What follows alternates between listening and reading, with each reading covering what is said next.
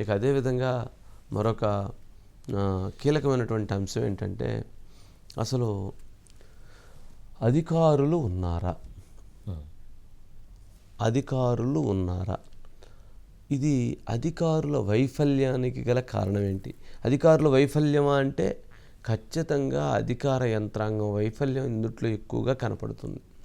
నిజంగా అధికార యంత్రాంగం కనుక సిన్సియర్గా సీరియస్గా కనుక పనిచేసినట్లయితే ఇప్పుడు ఈ ప్రమాదాలన్నింటినీ కూడా చాలా వరకు కంట్రోల్ చేయడానికి వాళ్ళకి అవకాశం ఏర్పడేది. చాలా వరకు కొంతవరకు వాళ్ళు నియంత్రించవచ్చు. ఇప్పుడు ఈ సమస్య చంద్రబాబు నాయుడు గారు గ్రౌండ్లోకి వెళ్ళి లేదా మంత్రులు పరిగెత్తి చేసేటువంటి పరిస్థితి. మంత్రులు ఒక 5-6 మంత్రులు పనిచేస్తున్నారు, ముఖ్యమంత్రి గారు పనిచేస్తున్నారు, లోకేష్ గారు కమాండ్ కంట్రోల్ రూమ్ పనిచేస్తున్నారు, అదేవిధంగా నారాయణ గారు పనిచేస్తున్నారు. అట్లా కొంతమంది మంత్రులు కొంత సీరియస్గా పనిచేస్తున్నారు. కానీ చాలామంది మరి అంటే వాళ్ళకి ఎలా అప్రోచ్ చేయాలి, ఎలాంటి బాధ్యతలు చేయాలనేటువంటి దాంట్లో ఇంకా కన్ఫ్యూజన్లో ఉన్నట్లుగా ఉన్నారు. సరే ఏదైనా కానీ రీచ్ అవుతున్నటువంటి పరిస్థితిలో ఎక్కడికైతే అధికారులు మాత్రం గ్రౌండ్లో లేరు. అధికారులు గ్రౌండ్లో ఎందుకు లేరు, ఆ డిపార్ట్మెంట్స్ ఎందుకు పనిచేయలేకపోతున్నాయి అనే దానికి ఇంతవరకు క్లారిటీ లేదు. వాళ్ళు మరి గత 5 సంవత్సరాలలో జగన్మోహన్ రెడ్డి గారి పరిపాలనలో అధికారులకి ఇటువంటి విపత్తులు వచ్చినా కానీ ఇటువంటి పని అనేటువంటిది లేకపోవడంతో వాళ్ళు ఒక నిద్రా వ్యవస్థలోకి వెళ్ళిపోవటం, వాళ్ళు ఒక బద్ధకంలాగా తయారైపోవటం, లేక వాళ్ళకి అసలు పని అనేటువంటి దాన్ని వాళ్ళేదో చెబితే చూద్దాము లేదా పని చేయాల్సిన అవసరం లేదు అనేటువంటి భావనతో వాళ్ళు ఉన్నట్లున్నారు. మొత్తానికి ఈ ప్రభుత్వం వచ్చి ఒక 2 నెలలు పూర్తి 3 నెలలు జరుగుతున్న నేపథ్యంలో మరి ఇప్పుడు వాళ్ళందరినీ కూడా ముందు నిద్ర లేపాల్సిన పరిస్థితి ఏర్పడింది.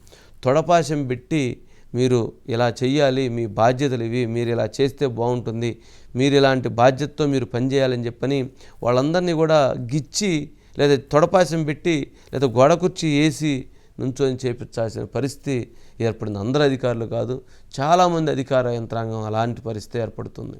కొంతమంది పాపం యాక్టివ్గానే పనిచేస్తున్నారు, ఏదో కొద్దిమంది చేస్తే కుదరదు, అందరూ చేయాల్సినటువంటి సమిష్టిగా చేయాల్సినటువంటి పరిస్థితి.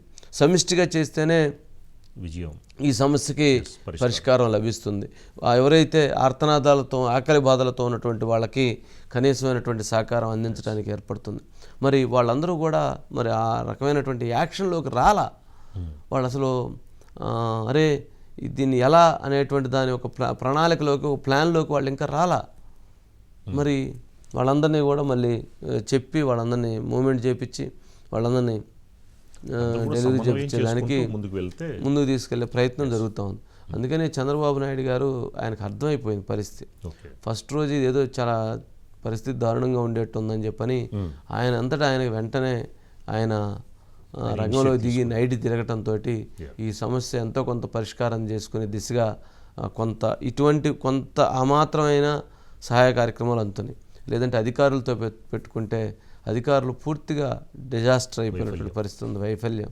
మరి దాంట్లో అందరూ కనలేం కానీ కొద్దిమంది మరి ఎవరైతే సీరియస్గా పనిచేయాల్సిన సీరియస్గా పని చేయకపోతే దానిపైన చాలా నష్టం జరిగేటువంటి పరిస్థితి ఉంటుంది.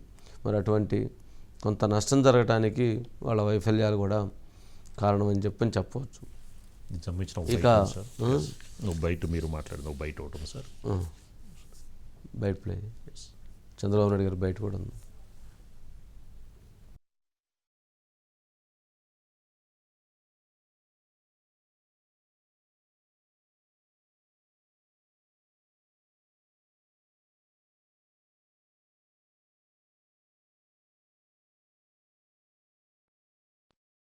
ఏ విధంగా చేరుస్తారో నాకు అనవసరం. ఆర్గ్యుమెంట్స్ లేవు. No question of tolerance also. It is an emergency. ఒక ఎమర్జెన్సీ వచ్చినప్పుడు ప్రతి ఒక్క అధికారి కూడా సర్వశక్తులు ఒడ్డి అవసరమైతే మేము చెప్పిన దాంట్లో ఏమైనా డెఫిషియన్సీస్ ఉంటే మీరు కూడా కొంత మెషినరీ పెంచుకోండి.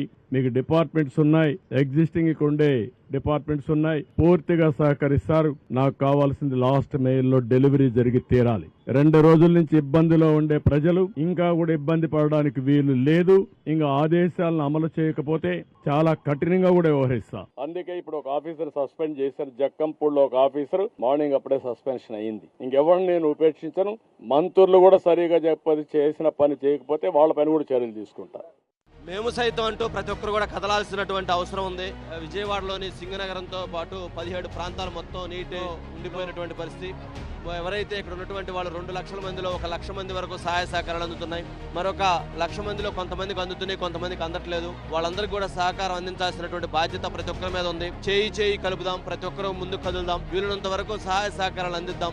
మహాన్యూస్ ఇప్పటి వరకు చూశారు, ఎంతో మందికి ఆదుకుంటూ వచ్చింది. నిన్న 2000 మందికి సహాయం చేయగలిగాము. ఈరోజు 3000 మంది వరకు సహాయాన్ని అందించగలిగాము. వాళ్ళకి మేము చేసినటువంటి సహాయం చిన్నపాటిదే, కానీ ప్రతి ఒక్కరు అందరూ కలిపి సహాయం చేస్తూ ఉంటే అది కొండంత అవుతుంది. మానవ సేవే మాధవ సేవ. అటువంటి సేవలో మీరందరూ కూడా భాగస్వామ్యం అవ్వాలని చెప్పని నేను పేరున ప్రతి ఒక్కరిని రిక్వెస్ట్ చేస్తున్నాను. మీకు చేతనైనంత వరకు, మీకు వీలున్నంత వరకు కూడా మీ సహకారాన్ని అందించవలసిందిగా మరొకసారి ప్రార్థిస్తున్నట్టు. వరదలు వచ్చి 3 రోజులైనా ఈ రోజుకి వచ్చి మమ్మల్ని పట్టించుకున్న వాళ్ళు లేరు. మహాన్యూస్ వాళ్ళు వచ్చారు సార్, ఫ్రూట్స్ ఇచ్చారు, చీరలు ఇచ్చారు, మాకు ఈ బ్రెడ్ ఇచ్చారు, సరిపడా సహాయం అయితే ఇచ్చారు. ఇప్పుడైతే ఫ్రూట్స్ ఇచ్చారు, వాటర్ ఇచ్చారు, బ్రెడ్, చీర అన్ని ఇచ్చారు. చాలా మార్గం మేము కంట్రిక గ్రామం. ఇచ్చిన వాళ్ళు ఎవరు రాలేదు, వాటర్ అయితే అందించారు. వంశీ గారండి చాలా ధన్యవాదాలండి, మమ్మల్ని ఈ రకంగా ఆదుకున్నందుకు. వంశీ గారు మీకు కూడా ధన్యవాదాలండి, మాకు ఇవన్నీ అందించినందుకు. వంశీ గారు నిండు నూరేళ్ళు సంతోషంగా ఉండాలి. మాకు ఈ బ్రెడ్ ప్యాకెట్లు, ఫ్రూట్స్ అందరికి సహాయం చేసినందుకు.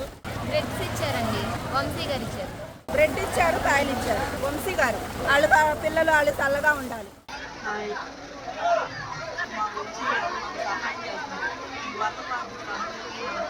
సహాయం చేస్తున్నారు. వాళ్ళు ఇట్లా వచ్చిన కాడి నుంచి భోజనాలు కానీ అన్నీ మాకు, మా పాపల బిస్కెట్లు కానీ బ్రెడ్ కానీ అన్నీ ఇస్తున్నారు.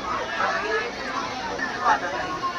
మా టీవీ వంశీ గారు బట్టలోనూ ఆహార పదార్థాలు తెచ్చిచ్చారు. వంశీ గారు ఇలాంటి సాయం చేయాలి సార్.